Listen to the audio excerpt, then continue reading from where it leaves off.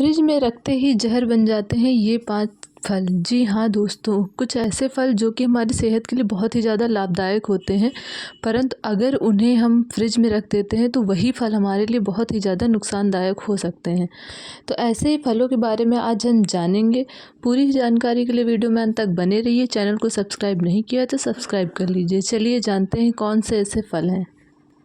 क्या आप जानते हैं कि कई सारे ऐसे फल होते हैं जिन्हें भूलकर भी फ्रिज में नहीं रखना चाहिए। ये न सिर्फ आपके स्वाद बल्कि स्वास्थ्य के लिए भी बहुत ही ज़्यादा नुकसानदायक होते हैं। इनमें से कुछ फ्रूट हैं जैसे कि तरबूज। इस लिस्ट में सबसे पहला नाम तरबूज का आता है। इसे कभी भी फ्रिज में नहीं रखना चाहिए, नहीं तो इसके पोषक तत्व नुकसानदायक हो सकते हैं। खाने से बचें। एक्सपर्ट्स का मानना है कि तरबूज को अगर फ्रिज में रख दिया जाए तो वह फल जहर बन जाता है। टमाटर। फ्रिज में रखने के बाद टमाटर का स्वाद कम हो जाता है। इतना ही नहीं, अगर आप ध्यान देंगे तो पाएंगे कि टमाटर के आकार में भी परिवर्तन आ जाता है। पोषक तत्व। फ्रिज में रखे टमाटर के पोषक तत्व कम हो जाते हैं, इसलिए इसे हमेशा कमरे के तापमान पर ही रखें।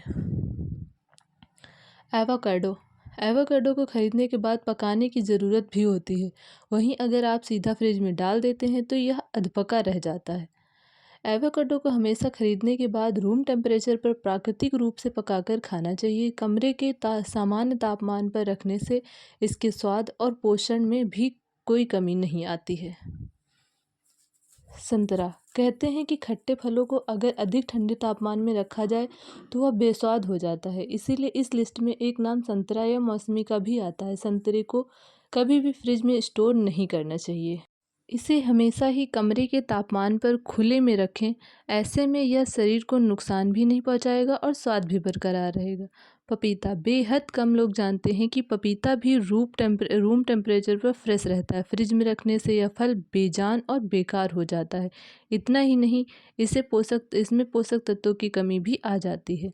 तो ये थे कुछ ऐसे फल जिन्हें फ्रिज में रखने पर वो जहर बन जाते हैं या फिर उनके पोषक तत्व ख़त्म हो जाते हैं, इसीलिए इनको कभी भी फ्रिज में नहीं स्टोर करना चाहिए। इस वीडियो में बस इतना ही। मिलते हैं नई जानकारी के साथ नई वीडियो में। तब तक के लिए चैनल को लाइक कीजिए, शेयर कीजिए और सब्सक्राइब कीजिए। धन्यवाद।